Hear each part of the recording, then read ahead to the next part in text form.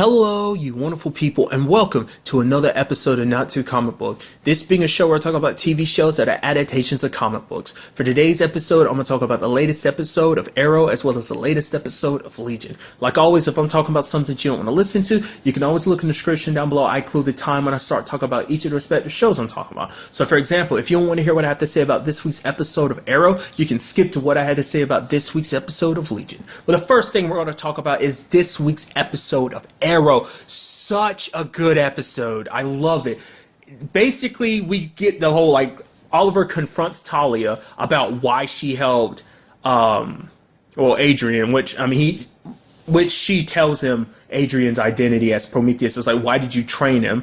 Which, I always had the misconception that Talia was dead. Because she never was around in the current storyline, because obviously we met her as a little kid back in season 1 when Sarah went to, be part of the League of Assassins back in the day. And we saw a young Talia, but then it was like, oh, she never was around. So I was like, oh, because I think I was under the impression she had died or something like that. I don't know whether that's because of something, because I remember I read about something about her. I came across something about her online. Was it fairly recently, I guess? I think it was kind of around the time she kind of popped up on, up here on Arrow. I kind of was like, oh, I think I kind of looked into her a little bit, and I think maybe that's why I was thinking she was dead. Maybe she's dead in the comic books, or at least some version of the comic book she's dead. I don't know. It might just been an assumption because she wasn't around. Turns out the reason why she wasn't around because her and her dad, Ra's al Ghul, kind of had a falling out. They kind of went their separate ways, which this is also the moment we find, kind of tying in with the reason why she's betraying Oliver. It's like, oh, he came to me 2 years ago. The reason why I helped him is because we're under the same circumstances. You killed both of her fathers. And he's like, wait, what? She's like, my name, my father was Ra's al Ghul. And it's just like, oh. So that's what this has all been about. The one person he thought he could trust, the one who kind of helped put him on this path, has turned his back on her because, the fact is that he killed her dad. It doesn't matter if it's a situation, because Oliver kind of uses it against her later on in the episode, kind of like, oh, it was an honorable situation. You bring shame upon your dad by doing things the way you are now.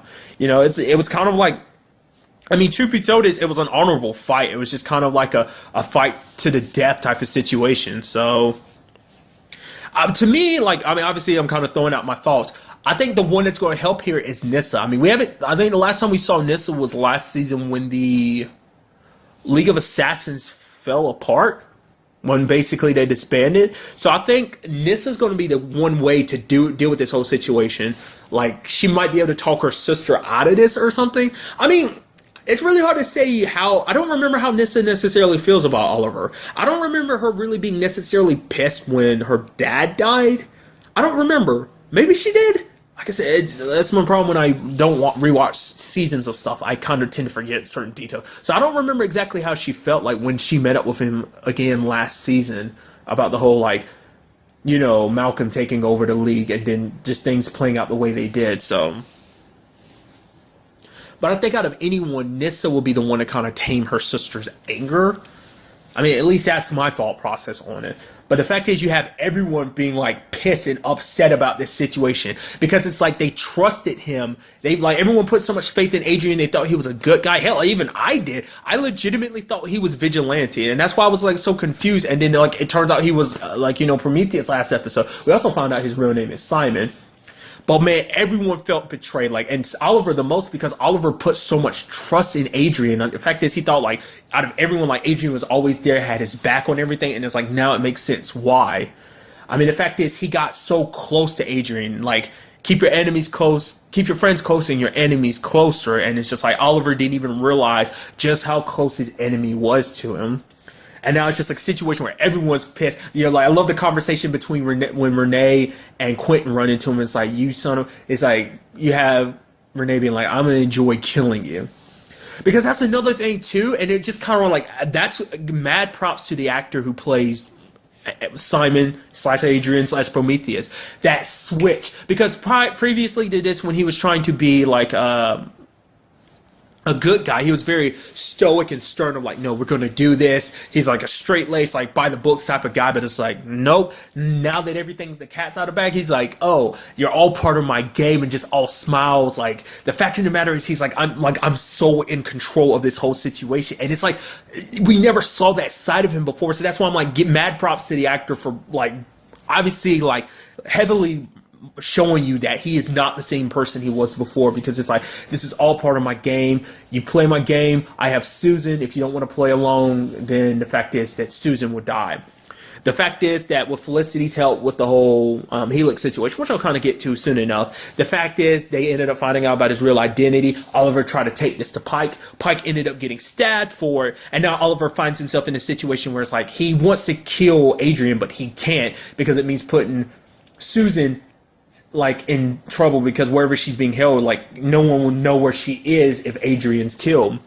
And it's a situation where he's kind of gloating about it and everything. He's like, the fact of the matter is, there's so much of our game left to play. The fact is that if you kill me, all you'll be doing is killing yourself, because the fact of the matter is you've lost so much. So many people around you have died, and now it's like, it's only going to take losing one more person to break you, because that's what this is all about. He's not trying to kill Oliver. He's trying to destroy him, to ruin everything, which is kind of like, Talia's kind of fine with that too, because she wants him to suffer for her father's death. So, like I said, it was a dual situation. I mean, if it makes her feel any better, technically her dad technically killed Oliver first, if you want to be fair about it. But, you know, Oliver it was a legit duel. So it's like, but I mean, I guess in a situation, because she spent so much time away from her father because they were at such odds, it kind of just, I mean, it doesn't matter the circumstances.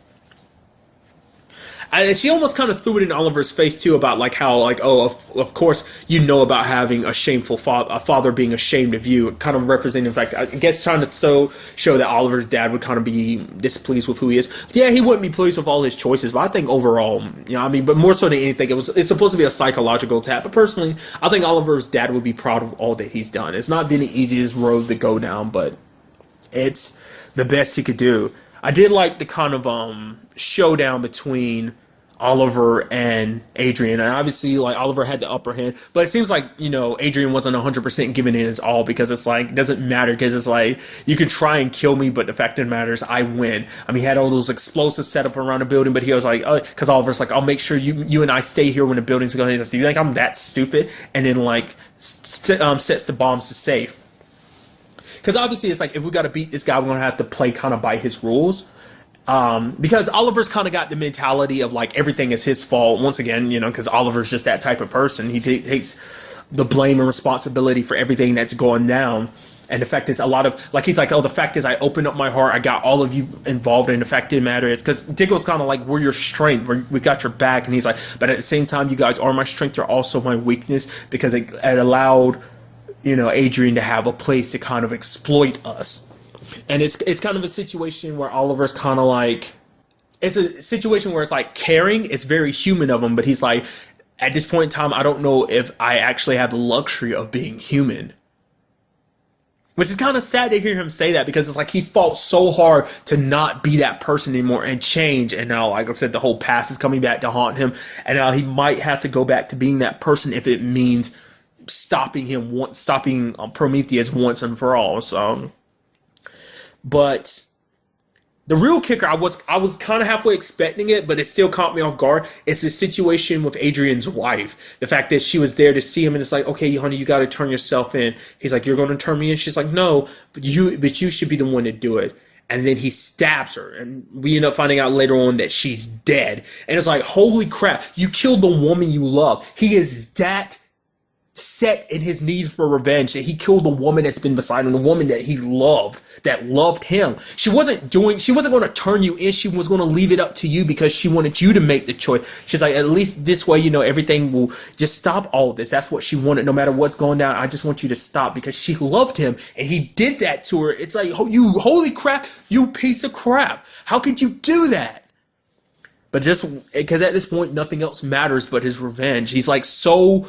You know, he talks about the fact is that Oliver's so willing to cast away the people he loves. Well, I mean, look at you. I mean, more so than anything, the fact is that Oliver casts darkness around everyone that's around him. And so it's like, but look at you, like someone that's been beside you. But I guess in his mind, it's kind of like, all sacrifices are necessary when it comes to my revenge, because he brings it up at the end of the episode being like, oh, the fact of the matter is, Oliver, I told Susan the fact is you helped me see who I really am, and now it's time for me to do the same. I guess it's the kind of like it kind of coincides with the whole situation in with the Bratva, as we saw in the flashbacks, where Oliver is going after Gregor, because it's like, try to kill Gregor before he gets the rest of the Bratva on his side, because all the other captains died in the shootout in the bar. But Oliver kind of dresses up like, he's like, oh yeah, like Talia helped me give a form to the monster, and then you have Anatoly being like, that doesn't work. The fact is, you can't just name your darkness. You can't name the monster that's inside you, because it's a part of you. It's a situation where I'm thinking, the point at least I kind of took from it, I could be misinterpreting. To me, it seemed like Anatoly is like, the fact of the matter is, doing what you're doing, trying to separate yourself into Oliver Queen and being who you are now, you can't do that, which is kind of the point a lot of people are kind of bringing up before. But I think it's a situation of like, basically you'll be destroying yourself by doing that. It's mutual self-destruction type of situation, because the fact is that you can't live your life like that. The fact is, the monster, the darkness inside of him is a part of him, and he has to accept that. Basically, I think I took it as a mentality of like, you can't just try to give a persona to the darkness inside of you. The fact of the matter is, you have to let it become a part of you. It is a part of you. It always has been and always will be. And you just have to accept that and live with that. Like, because obviously Oliver's still doing the whole thing of living the dual identities. But the fact of the matter is, he can't separate them, is kind of what I was taking away from it. Maybe he can. I don't know. There was even this reference, I forgot what it was exactly. Anatoly, to me, it kind of made a Batman reference. He was like, oh, like Bat is kind of like how he was kind of, I don't remember what the exact description was. I also love the fact is that Oliver was like, yeah, thanks for the help. And he's like, what's this thing you're doing with your voice? I just loved it. But on the other side of the episode, we also had the whole situation with Felicity and Helix. Obviously, Helix is helping her out, and Oliver brings up the conversation. It's like, hey, I'm not mad at you that you haven't been around during this kind of all hands on deck type of situation. He's like, the fact is, what I'm worried about is you, because the fact of the matter is, whatever it is that you're involved in, you're not telling us. The fact is, you're keeping that to yourself, which is like, I don't know whether it's just because you don't want the team to know, or is it just specifically you don't want me to know. And I mean, I feel like it could go either way. I guess it's a situation where Felicity wants it to be something that she does. Like, obviously, like everything they've done up so far has obviously been together as Team Arrow, but I guess this is something she wants to be like, oh, this is something I've got to do. Back to her hacktivist days where she was kind of kicking butt and taking names. I guess she kind of wants to kind of do that again. To like, it's like, oh, we're doing fine with Star City, but it's like, oh, with Helix, I can help a lot more people. Is kind of, I think, the mentality she has, and I think it's also because she doesn't want to get lectured by Oliver again. But Oliver brings up a good point. He's like, the fact of the matter is, you and I know better than anyone that keeping secrets doesn't end well. And it's like, they do know that person with their own situation. And I guess for Felicity, it's a situation where she probably looks at it a little differently. It's like, oh, hiding the fact is that you have a child is one thing, compared to the fact is I'm working with a large scale, apparently a very international organization that's trying to tackle things around the world. But we do have the situation where Curtis finds out the fact is, like, oh, the fact is because basically it turns into a quid pro quo situation where it's like, she has to help them with something for them to help her out, because she's trying to track down where Prometheus has Susan hidden. So she basically, working with Curtis, she hacked into like what was it again? It was a drone, a US drone or something like that. Which Curtis quickly figured out. He's like, yo, wait, this isn't about tracking down Susan. Wait, we're hacking into some government stuff. Why are you doing this? And she kind of explains, it's like, Oliver Wood and Diggle are signing off on this. It's like, they don't know. And for her, it's just like, it's a situation where it's like, it means she has to do everything she can to help with the whole Susan situation. It's the best option, because it's like, Helix is there. It's like, this powerful entity exists. Why not take advantage of it? At least that's kind of her mentality about it. But I keep saying it, and it's going to happen eventually. It's the fact is that this is eventually going to bite her in the butt. I just know it is. Just, I'm not sure how. Maybe, eventually the government finds out about them and starts tracking them down or something like that. I don't know. Because the fact of the matter is, Felicity also joined this group without really knowing much about them. Like I said, like I brought it up, like Maybe we'll end up finding out the twist is that this group Helix has some connection to Hive. Maybe, maybe not. Maybe I'm just like, because I brought that up before, just kind of a random thought. I was like, oh, what if this group, I was like, what if this group is secretly Hive and she didn't know it, but then its name came up as Helix. I was like, okay, but granted, that still could be a code name. Side note, really quickly, is that the actress who the character who brings Felicity into the whole organization? Is that the same actress who plays Morena from The Magicians? Well, played Morena. Spoilers for The Magician, sorry. It's kind of funny me saying that, but nevertheless, that looks like it might be the same actress, or maybe they just look a little alike. I should have been looking into it, but I'm just very curious to know if that's her or not. It kind of looks like her. Might not be, though. So, if you do know, let me know in the comments down below, probably. Once again, I always find it stupid that I ask these particular questions when I know better than anyone that if I don't turn into a complete idiot and forget to look it up, I can easily look it up by myself when this is all said and done. So, but the fact of the matter is, Felicity, Oliver ended up getting captured by Talia and Adrian. So it's a situation of like, she's working with Helix. She's like, I'll do whatever you need me to do. Just let me find this friend of mine and you can just do whatever you want.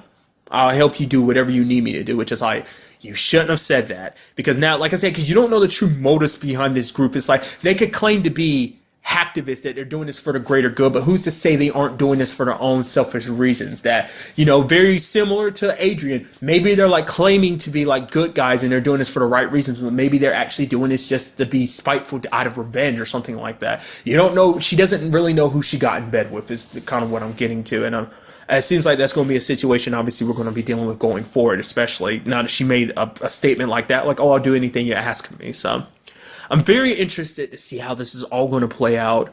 I try to avoid glimpses. I caught glimpses here and there of the next episode, but I try to avoid them as much as possible. So it's like, where does everyone go from here? Because there's also that interesting moment that I quickly I want to bring up is when Oliver basically had to bring up the fact is because obviously he came to Adrian's wife, kind of broke into Adrian's house and stumbled across his wife and trying to tell him, but obviously at the time she didn't want to listen.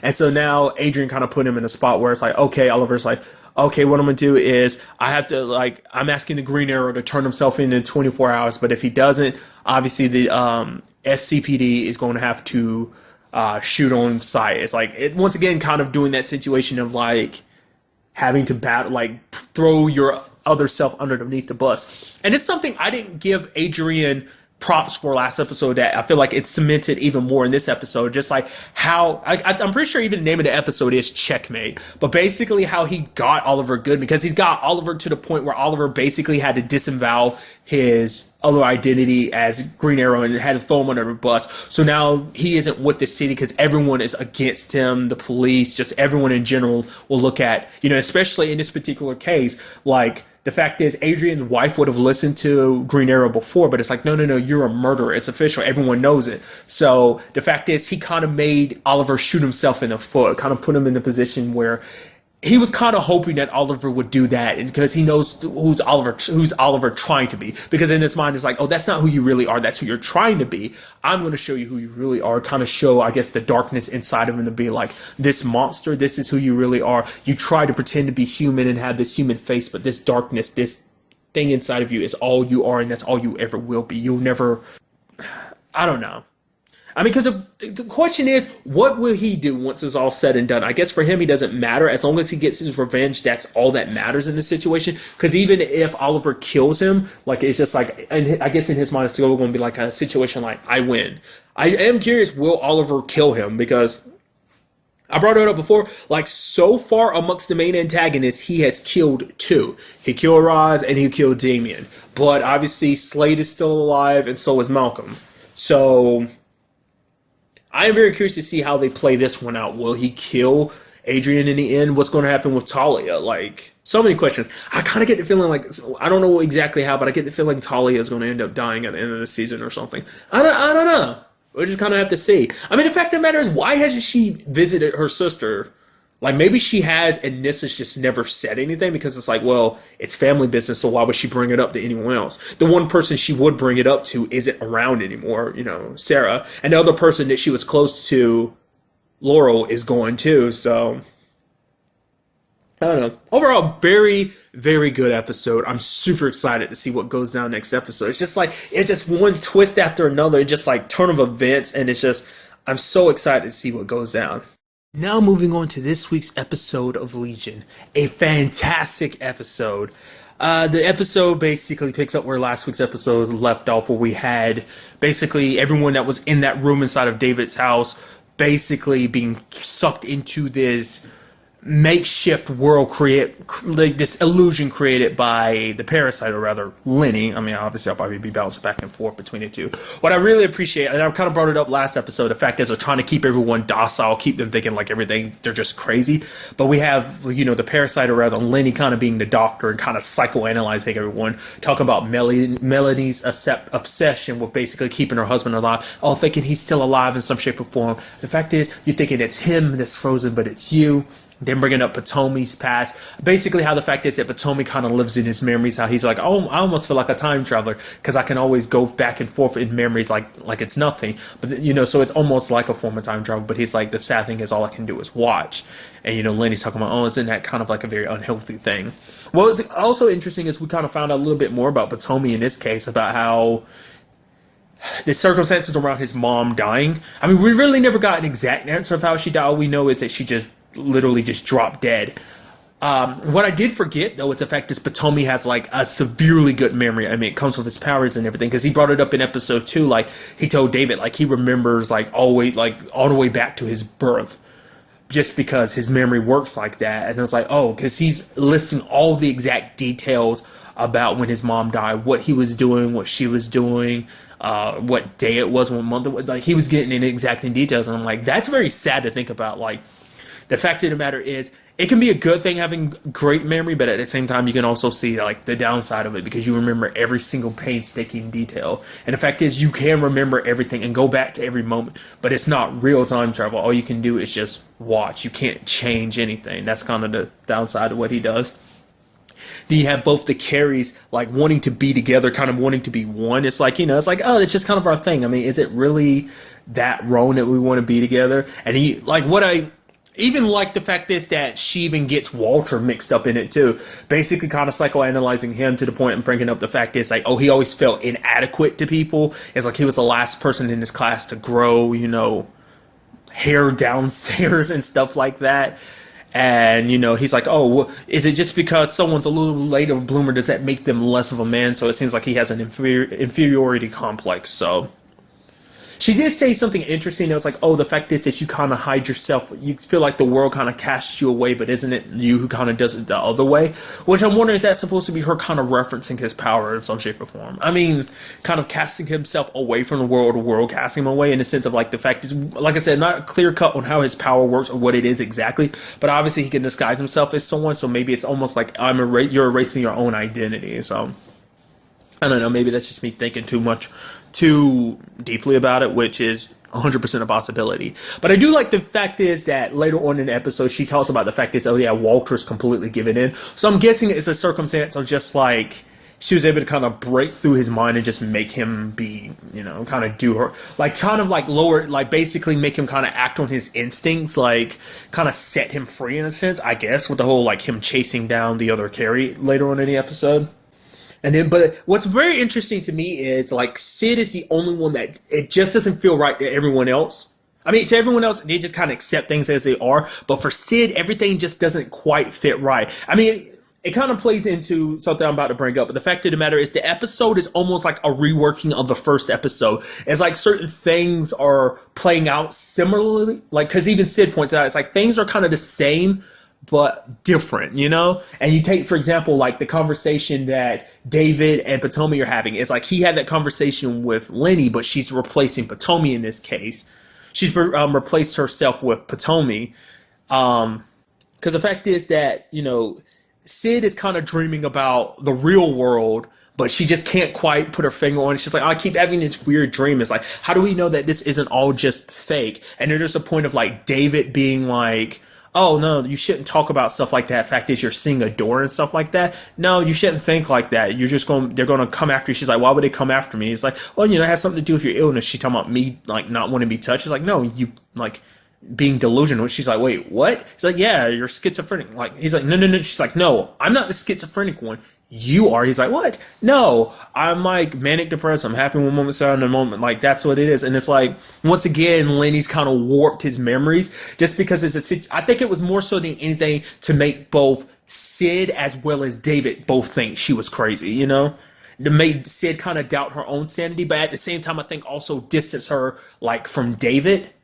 Because, you know, obviously she was remembering, and last thing it seems like Lenny wanted was to keep David more so than docile is docile but happy, because it's like Lenny built this world to basically, it's like, okay, you know, even explaining it later on in the episode, okay, I literally went through so much trouble, I built you this world all for the purposes of trying to make you happy, you know. And it's like, but the fact of the matter is it's so tiring, and I'm guessing that's why certain things kind of fell apart, like for instance, like the door that kept popping up, which I really appreciate. The fact is that at one point you just literally see Lenny jumping from different memory locations that David's come across so far in the series and just dancing through them and stuff like that, and you're just kind of getting back into just doctor mode as she goes through the door. So and more so than anything, I guess it's supposed to be like a triumph of all that she's done. Because something that was going through my mind was like, obviously we see in this episode, like, time isn't necessarily frozen in that moment. It's just moving extremely slowly. So everything that's happening is happening all in a span of a couple, like,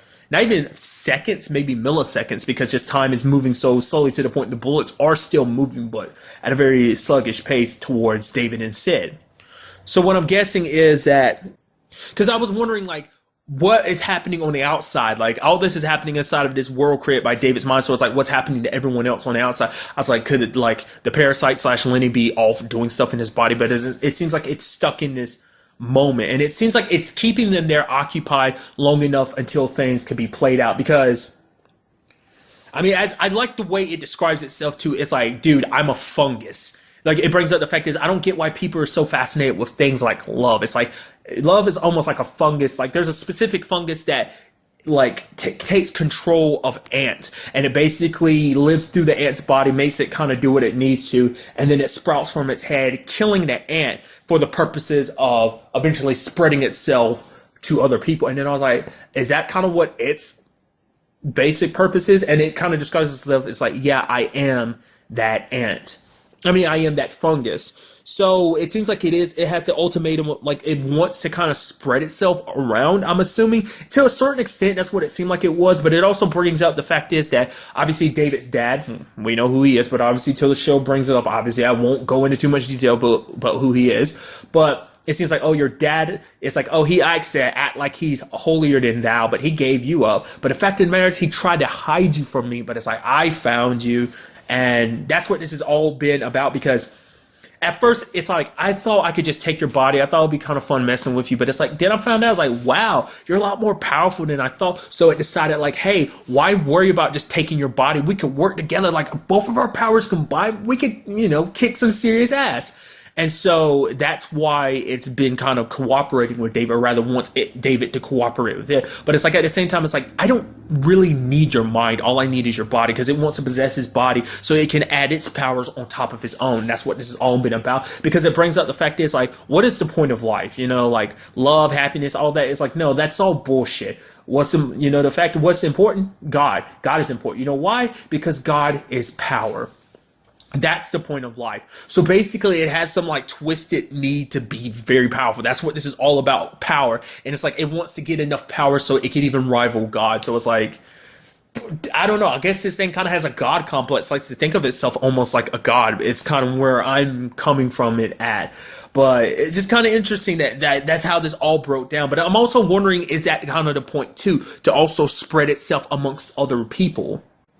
Because kind of trailing back a little bit, because as I said, like, this thing was like, it's kind of hard to keep up, you know, it's kind of boring keeping up this image. That's why I'm thinking, like, every time, like, at one point David sees the door, obviously Sid kind of sees the cracks in the seams. And I think it's because it just kept getting bored. It's like, oh, I have to go through all this trouble to keep this illusion up. It even brought his friend in because it's like, oh, I'm trying to give you a happy place. What I'm thinking is, it's trying to keep David so preoccupied with everyone inside of his mind there, so that when he dies on the outside, and I guess maybe in some shape or form it tapped into Walter, because it doesn't want Walter to go back to, I mean, it wants to basically keep everyone out of the way so long enough so that David can. I mean, that is the question. What will happen to David, or rather this thing, if David's body dies? Like, will it die too? Or will David's body suffering injuries lead to his consciousness disappearing? Like, maybe when it dies, when his body dies, his mind dies, and that'll eventually give, you know, the parasite the chance to overtake his body. Because there was even a moment where it's like, oh, he enjoys cherry pie and he's about to eat it and everything, but like, quote unquote, Amy, his sister, comes and snatches it away from him. And it's like, I guess it's a sense of like, if he gets what he wants, it's almost going to be like a solid ground for him to hold on to, I'm guessing. Or maybe it was just to be, you know, legitimately just be an asshole. I can't tell you. Maybe it was something kind of like, I don't know, like there's so many ways to kind of interpret a lot of things that go down in the show. Like the fact is that Lenny obviously, Lenny put Sid in kind of like a trance-like state. Basically, it goes to Sid because it realizes like, oh, Sid's starting to remember everything. Because Sid literally remembered everything that's happened in the show so far. And, you know, Lenny basically put like some headphones on her, had her listen to cricket sounds. I guess it was kind of a metaphor of it kind of entering her mind and putting her to sleep in a trance-like state. Just to get her out of the way, because it's like, the last thing I need is you to make David realize what's going on. But I guess by the time the episode ends, it's kind of like, okay, I'm done with this charade. I was trying to get you to willingly join with me, but it's like, now we're past that point. I'm just going to lock your mind up and just take your body. How about we just do that instead? Which, kind of talking about Amy earlier, man, oh man, did she kind of tear into him. It's like, oh, the fact of the matter is, no one wants you here. You're disgusting. And it's like, wait, what? It's just like, almost, it takes everything I have, just everything everyone has, just not to barf. And it's like, and starts retching, and it almost makes David want to throw up too. I mean, more so than anything, obviously he came across the door and it was meant to kind of piss him off, or at least like hurt him enough that he just kind of lose concentration on it and just run away, so. But at the same time, we also have Oliver reaching out to both one of the Carries as well as Melanie. Obviously, Carrie kept saying, like, he had these dreams about an ice cube, and when he kind of snaps out of it, he's like, and what's interesting, too, is when you notice him entering the astral plane, all of his wounds coming back, so kind of representing the fact is that's his consciousness and its true form, not, like, it being hidden away or whatever. And Oliver leads him away, which later on, by the end of the episode, we do see him coming to Sid and kind of shushing her, because it's like, don't make any noise, because it's like, he's sneaking her out of there. Without, you know, letting Lenny know what's going on. And then on top of that, you also have, you know, Melanie's situation where she follows him, and it seems like she enters back into the real world, or at the very least probably some version of it, probably like a constructive version of it, because obviously she sees herself, but she kind of came in through the mirror just like Lenny did at the end of the last episode, and she's there, and like Oliver's pointing towards David and Sith, like, basically you have to stop this from happening, you have to save them, you know, from that real life situation. And she's trying to touch the bullet, but she kind of gets sparked, and she's trying to push David and Sid out of the way, but it doesn't seem like it's quite working. So I guess the point is, like, I don't know if it's necessarily in the real world. At the very least, it's in their mind. And I guess if she can get David to kind of move himself in his mind, maybe that'll do something on the outside. Maybe the point is to find something in this imaginary world to fix the solution on the outside, and then take that solution, create it, and then, you know, we'll take it to the outside and implement it. I'm guessing. I don't know. I did think it was kind of interesting and weird and cool, kind of seeing like those eyes pop on the wall, kind of looking around when Melanie's trying to do her thing. Obviously Lenny keeping an eye on him. Another interesting thing, too, was just kind of a slight note of dialogue. The fact is, Potomi's like, you know, they're having a conversation about that dude in the chair who's Julian's like, oh, who was he before? And it's like, oh, yeah, it's like, do you think maybe he liked dogs? It's like, I like dogs. Everyone likes dogs. And David's like, I don't like dogs. And it's like, huh, interesting. Once again, like, why did it choose the particular forms of that? Maybe it did that because if it makes it so that David hates dogs, he wouldn't think about the whole his dog situation, you know, which was obviously the parasite taking one different form. I mean, that's why I'm like wondering why those specific forms. What is his thing exactly? Obviously, it's described itself as a fungus, but obviously this thing has been around a while, because it's like, apparently even David's dad knows of its existence. That's why he went through the trouble of hiding David. So. And what about Home Dude on the outside, too? Because obviously Walter impersonated him, but he's still somewhere in the house, too. They just don't... So maybe he doesn't know about the current situation. Maybe he'll be able to get there in time to do something. I mean, hopefully.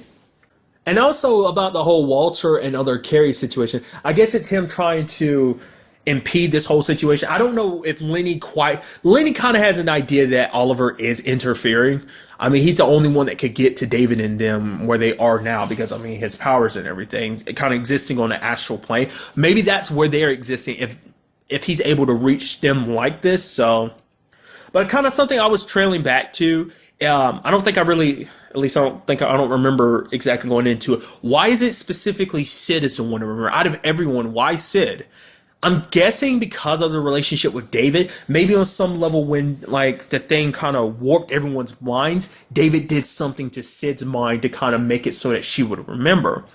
On some level, at least kept like a little spark there for her to kind of pull back from. Or maybe it's because of that fake world he created for her. But then the question is, was that David or was that thing? Or maybe it's a combination of two.